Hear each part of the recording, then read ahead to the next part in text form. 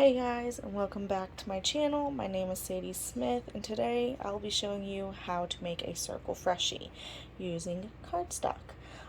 So first, obviously, you have your circle mold. This is like, I think, a 3 or 3.5 inch mold. I got it at Hobby Lobby. It was like a whole mat for $9.99. I literally just cut it out.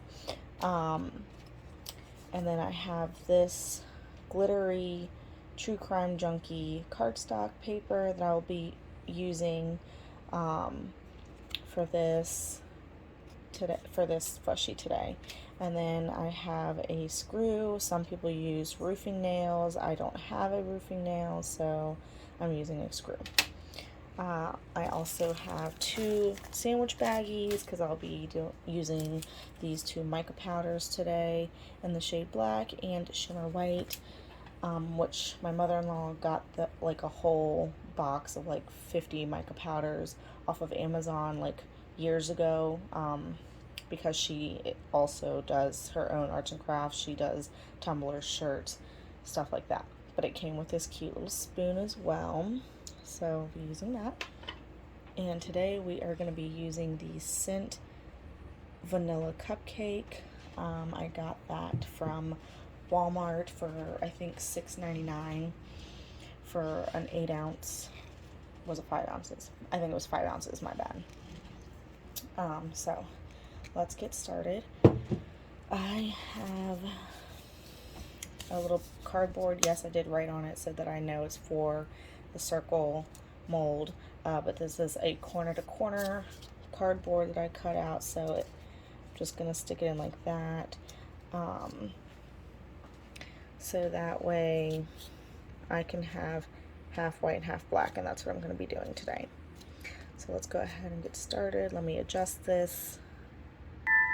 Okay, and we are back. So let's go ahead and start measuring this out. Some people only measure it like halfway to the top, so like somewhere in the middle. I always just pour all the way to like the top, because when you bake these, they do it does kind of like shrink. It kind of goes down, so I just fill it to the tippy top, basically. Not basically, I do fill it to the tippy top. Anyways, so that's that. And now I'm going to pour it in one of these baggies. I tried to film this once already, like yesterday, and it turned out to be like a 40-minute video, and it was mostly me rambling, and I was like, no, I'm not posting that. So here I am doing it again, but this one I am gonna sell. So the last one I made, it's for me. So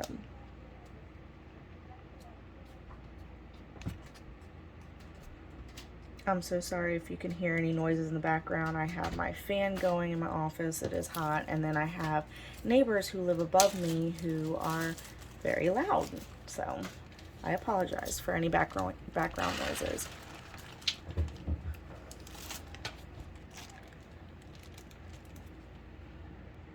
Okay, so the first color I'm going to go ahead and use is black. Now these Amazon mica powders are really not that pigmented, so I might have to use a little more than what most people would use if they bought like mica powders from like pigmented mica powders. So if you see me using a lot, it's because it's not very pigmented.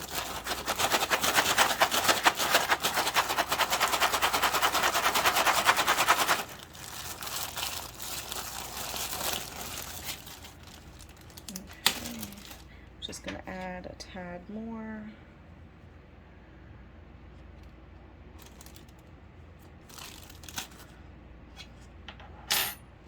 Set this aside. Now, if you want a separate video on how I create my cardstocks and how I print them out. I will make a separate video on that because I use Avery. So I'll show you how to use that if you want a separate video. Just let me know in the comments below.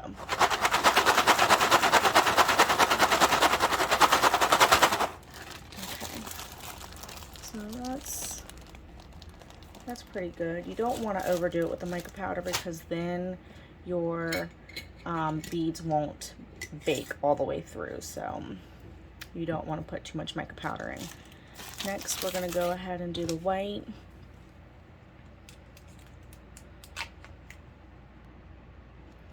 Okay, gonna do that.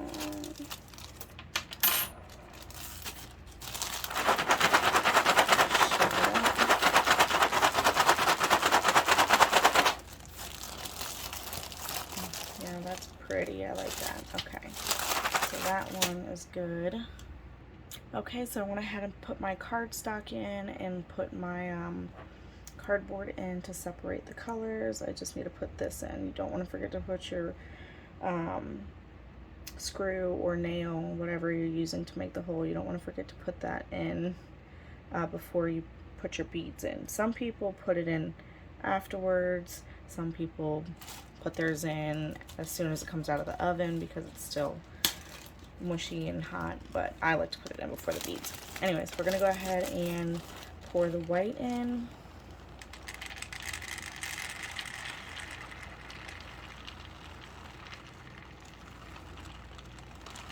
Oops.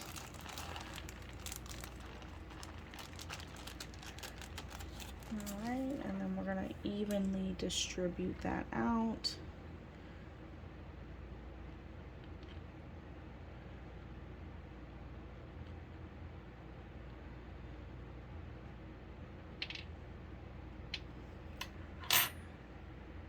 Okay, that's evenly distributed, and now we're going to go ahead and do the black.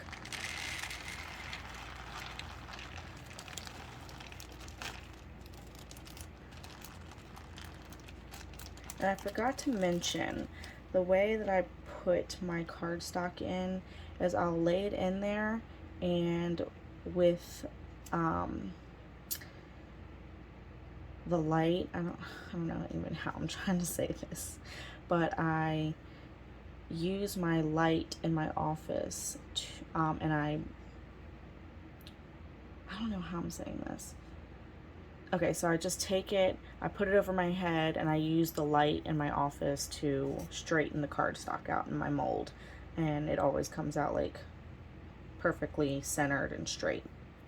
That's how I do that. So after you got these different colors placed in there, just gently pull your divider out, whatever you're using, and then you can go ahead and kind of like level it out evenly. What I like to do is I like to take my little spoon that I use for the mica powder and just go along right on that line that's dividing the two colors and kind of give it a little mix, so that way it's not a blunt line right in the middle of your freshie. I just kind of like to blend the colors together. So I'm going to do that. Okay, so now that that's done, I'm going to go ahead and pop this in the oven. I use my conventional oven. I set it at 350, excuse me, and I usually put my circle freshies in for 6 minutes to start, and then I'll take it out. What you want to do, you can either carefully like gently touch it with your finger, and if the beads stick to your finger, then they are not done and you need to put them back in for a few more minutes. I have a silicone spatula and I just lightly tap it, and if it sticks, I put it back in the oven. Now what I do is I typically put it back in the oven anywhere from 1 to 3 more minutes, and then should be done. So I'm gonna do that and I'll be right back. Okay, and we are back. So I put it on for 8 minutes, and along these edges you can definitely tell they are a little over baked, so you want to try to keep it from over baking. So like I said, starting out, I typically do 350 to, and I keep it in there in the oven for about 5 to 6 minutes. So what I'm doing right now is I'm just pushing down this along here. It's called, what's called peaking or spiking, or whatever. It's where the beads kind of go up. I don't know why it does that. But what I do now, some people, they let it cool down completely. What I like to do, and they cut it after it cools down completely, but the thing with doing that is the scissors don't always cut all of the peaking, I call it peaking, all of the peaking down or off. So I like to, as soon as it's fresh out of the oven, I take my silicone epoxy mixer and I just press all this peaking down, and it gives it a nice look. So I'm gonna do that and I'll be right back. Okay, so now that that's done, I take my my silicone spatula and I like to just press I like to just press this down, giving it like a nice smooth finish. A lot of people don't do that unless it's an actual mold, like a shape. So like a pig or whatever, they like to press that down so that the design on the front is very well seen. So, but I like to do it with my circle freshies too, just to give it a nice back, a nice smooth back. So I'm just gonna do that. And what I do to let it cool down is I have my box fan on a stand here, and what I do is, I'll show you real quick, hold on. So what I do is I have my box fan on my mother-in-law's crafting stand, and I put the baking sheet with my freshie on it right there, aligned with the box fan, and I'll put my box fan on full blast, and this should be completely cooled down within 5 to 10 minutes. Now what I do is I'll come back in here probably after 5 minutes, and I'll take my 2.5 inch circle cutter, and I'll have this propped up like that, so that way that my fan can cool the bottom of this freshie. So we're gonna let that cool and we will come back. Okay, and we are back. It is completely cooled down. So we're gonna go ahead and demold this. It took about 10 minutes for it to fully cool down with my fan on full blast. So it's cool. So we're gonna go ahead, and what I like to start to do is I like to just pull on the sides, kind of get it from sticking, and it usually just pops right out, which it does, just like that. And then there she is. I absolutely love this. This is so cute. Oh my gosh. I'm definitely a true crime junkie myself. So with the screw, what I like to do is I press down on it fairly hard like that until the freshie is completely flat on the ground, and that's what I do, and then I just twist it out. Now this is why some people do not use screws and they use the roofing nails instead, because they have to twist the screw out of the freshie, whereas the roofing nail, you just press it on out and it comes out. But there she is in all her glory. And if you have any questions, feel free to leave them in the comments below, and I will try to get back to you as soon as possible. I'm gonna get a little closer. But and if you would like me to make a separate video on how I do my cardstocks and how I print them and what printer I use, also leave your comments in the comments below and let me know if you want a separate video on that. But until next time, thanks for joining me. Don't forget to hit that like button, subscribe, and hit the bell for notifications when I post my videos. But there she is, and I hope y'all have a wonderful Sunday. Thank you. Bye.